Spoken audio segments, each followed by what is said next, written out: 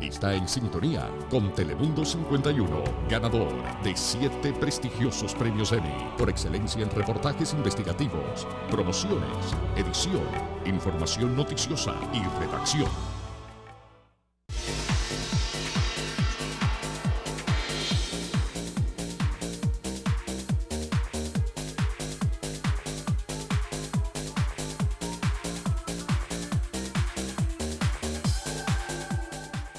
Niños de Colombia, Grisel Beatriz Moya.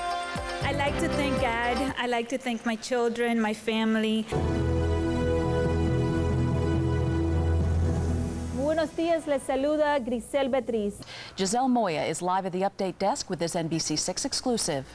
Thank you, Kelly. The man killed has been identified as North Miami man Ford Ebanks. Este es Telemundo Noticiero 51 en el fin de semana. Muy buenas noches y gracias por acompañarnos. Y en una entrevista exclusiva, Gorbachev nos dijo: The Crown Prince of Monaco is in Miami today. Prince Albert went to a local high school to talk about how the Olympics and education go hand in hand. ¿Por qué Alberto Gutman se declaró culpable? Hay muchas cosas que yo hice. El juez aceptó que la fiscalía hiciera un trato con Gutman. From New York to nationwide travel. Pero ¿qué pasa cuando esconden a un niño en el baúl del auto? Bueno, usted puede enseñar a su hijo a descomponer los cables de las luces. As the first Hispanic Supreme Court Justice, what kind of legacy would you like to leave and how would you like to be remembered in history? I hope to be remembered as a justice who forged bonds with all communities. Las escuelas son blancos terroristas, ya que un ataque a un colegio paralizaría la nación. Y aquí estos reclusos viven detrás de barras de hierro como estas. Grisel, cuéntanos cómo está el panorama por ahí. Muy buenas noches, Iván, y buenas noches para todos. A nivel nacional, las estadísticas indican que... Bienvenidos una vez más a este programa especial de Detrás de la Noticia, con quien les habla Ambrosio Hernández. Estamos aquí en el Centro Histórico de Homestead, conmemorando el 10º aniversario del huracán Andrew. A su paso por el sur de la Florida, Andrew dejó muchas huellas emocionales y también psicológicas. Algunas familias han podido avanzar con sus vidas, pero otras, sin embargo, todavía no pueden olvidar aquella madrugada del 24 de agosto, un día como hoy, hace 10 años. Mi colega Grisel Beatriz nos presenta a una familia hispana que todavía no puede olvidar a Andrew.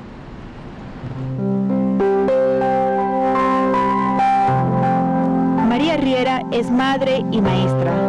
No solamente que perdí mi casa aquí en Country Walk, sino que también perdí la clase. Al igual que sus alumnos. Ellos estaban experimentando lo mismo en sus casas, porque sus casas también fueron afectadas y algunos estaban hasta en hoteles. Se trataba de hablar, el psicólogo del colegio habló con ellos al principio de clases.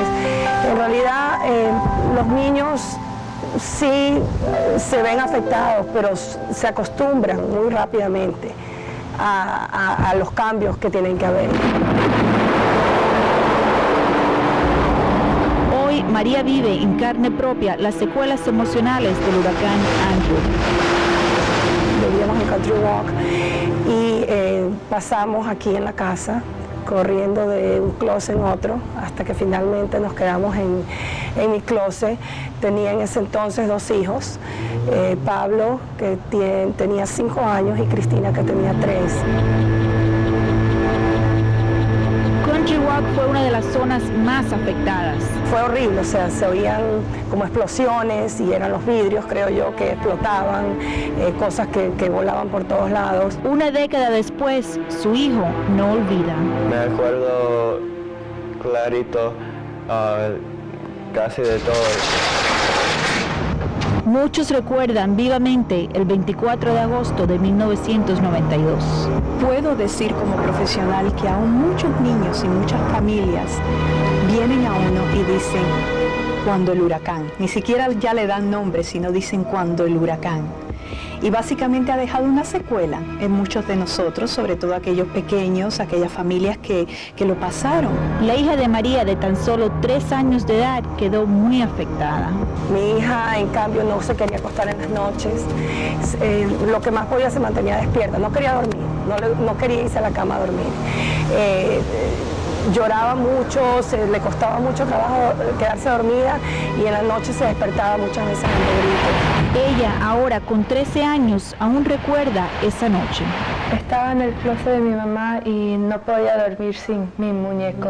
Algún tipo de objeto que los ayude a ellos, que le llamamos objetos transitorios, por ejemplo una almohadita, un osito, cualquier tipo de cosas que les dé un sentido de comodidad, de que se están llevando un pedacito de su casa. Muy importante explicar a los pequeños qué esperar. No va a haber colegio, porque los colegios van a ser utilizados por el resto de la comunidad para las personas que no tienen las casas o que han perdido las casas o que las pueden perder. No van a tener colegio, se va a ir la electricidad, quizás van a estar algunos días a oscuras, sin aire acondicionado, van a estar incómodos, o sea, ese tipo de cosas de prepararlos. Pusimos más seguro, pusimos un colchón contra... Para esta maestra ha sido muy difícil sobreponerse de esta catástrofe, pero ahora, 10 años después, los planteles están más preparados. Así como se hace preparación para fuego, de cómo salir, por dónde evacuar, también se hace otra práctica que se llama lockdown, y es que hay que cerrar todas las puertas, ponerle seguro a las puertas y apagar las luces, y todo el mundo se queda en silencio y quieto, sin hacer absolutamente nada, hasta que le digan que la práctica ha terminado. Grisel Beatriz, Telemundo Noticiero 51. Gracias a Grisel. Y cuando regresemos vamos a establecer contacto nuevamente con nuestro... Raptos de niños por uno de los padres son frecuentes en Estados Unidos. Solo el año pasado, según el Departamento de Justicia, se reportaron 350,000 de estos casos. Ahora, el que sean comunes no les quita su sentido de profunda tragedia, como la que padece una madre de Miami-Dade. Grisel Beatriz tiene este reportaje especial. Lily Martin se casó joven, enamorada y llena de ilusiones, pero nunca se imaginó lo que el destino le tenía deparado. Fue un 5 de agosto del año 92. Yo estaba yendo a la escuela de cosmetología y cuando yo regresé él ya se había ido con las niñas. Sus hijas Dalar Mohamed Wacked, de 4 años, y Lamia Wacked, de año y medio, fueron raptadas por su propio padre, Mohamed Atiyah Wacked, nativo de Egipto. El hijo mayor de Lily, de otro matrimonio, fue el último en verlos. Yo me sentí bien traicionado, me sentí bien solo, no sabía qué hacer, sentí también culpable porque yo fui el último en ver mis hermanitas antes que él se las llevó. Indocumentada y sin recursos, Lily empezó a tratar de armar las piezas del rompecabezas. A través de un agente de viajes, ella se dio cuenta que su esposo había comprado 3 pasajes de una sola vía para Damasco, Siria. Ha pasado casi una década en la cual Lily ha buscado ayuda en las Naciones Unidas, en el Centro Islámico de Washington y en el Departamento de Estado. Todas infructuosas. Hemos tratado de mover montañas en el caso de Lily. Lamentablemente, como los países árabes no son signatarios al convenio de La Haya, no hemos podido hacer tanto. También el caso es triste porque Lily es una persona que nunca ha tenido muchos recursos para contratar detectives para ir a Damascus o para ir a los países allá. Y la última vez que pudo hablar con ellas por teléfono... Pero a Lily le faltaban no solo los recursos, sino también los contactos. Así que a través de su Noticiero 51 le facilitamos una entrevista con la congresista Ileana Ros-Lehtinen. Y también yo se lo voy a dar a un congresista que se llama Nick Lampson, de Texas, que se ocupa mucho de estos casos de secuestros internacionales. Esa es su especialidad, a ver si él puede hablar en el pleno del Congreso del caso y eso le puede dar un poquito más de atención. Siempre con la esperanza de que las voy a volver a ver, que las voy a recuperar, o al menos si no las recupero, volverlas a ver y saber de que ellas tienen una mamá que las quiere, que nunca las abandonó y que he luchado siempre. Todo lo que esté a mi alcance humanamente lo he hecho y ya el resto, bueno, será cosa de Dios.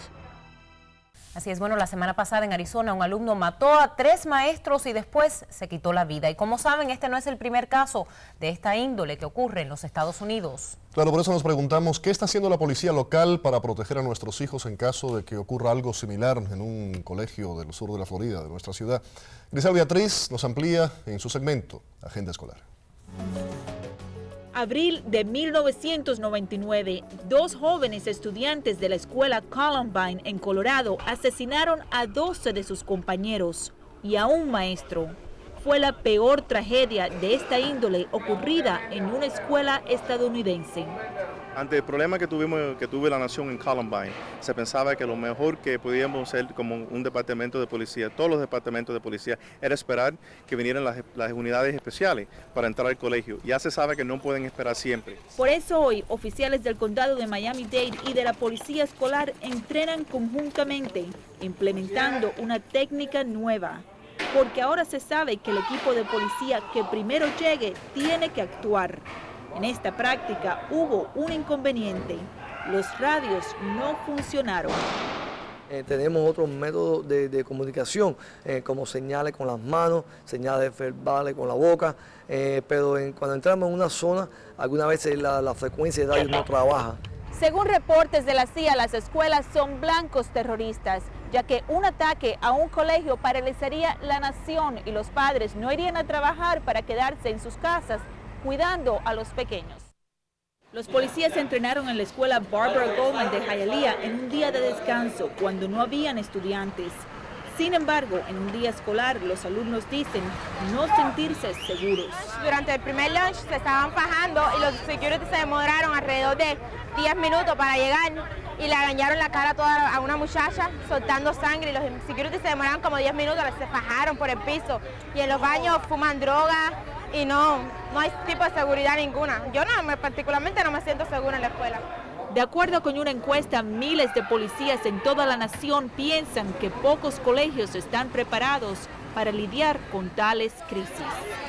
Grisel Beatriz, Telemundo, Noticiero 51. Bueno, cambiamos de tema.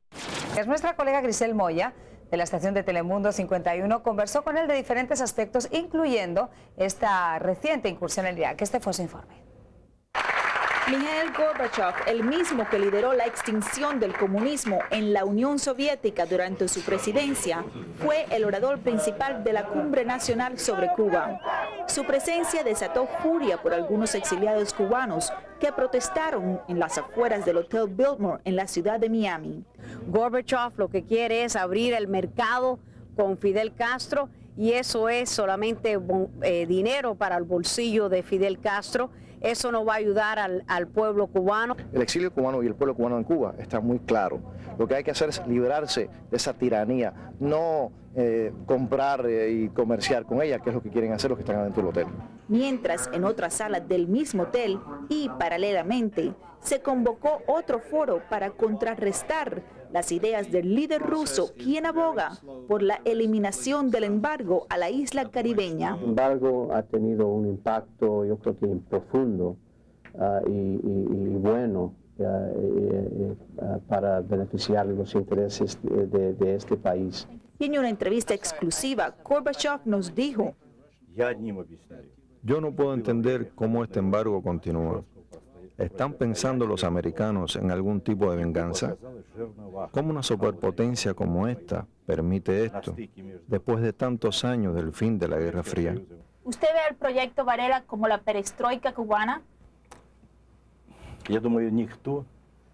Nadie debe copiar a nadie. Lo que funcionó para un país no funciona para otro. Cuba no es una potencia mundial como lo era la Unión Soviética. Además, el bloqueo que Cuba sufre solo le afecta al pueblo cubano, ya que posibilita que cualquier político gobierne como quiera. Los cambios en Cuba van a ocurrir una vez que los Estados Unidos afloje su postura. Después, Cuba cederá. ¿Usted quiso que los acontecimientos en Rusia pasaran de esa manera y si pudiera regresar al tiempo, qué cambiaría? No estoy contento de cómo pasaron los acontecimientos. Nunca pensé que se iba a demorar tanto restablecer la democracia. Todavía estamos lejos de los resultados que yo quería.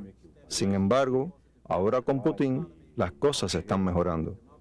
Pero de ninguna manera quisiera regresar al pasado. ¿Cuál es su posición respecto a la guerra en Irak? Creo que la guerra contra Irak fue un error. El diálogo era la solución. El 90% de las armas de destrucción masiva están en Rusia y en los Estados Unidos, no en Irak. Yo creo que las armas no fueron el motivo de la guerra, sino una estrategia oculta. Grisel Moya, Telemundo.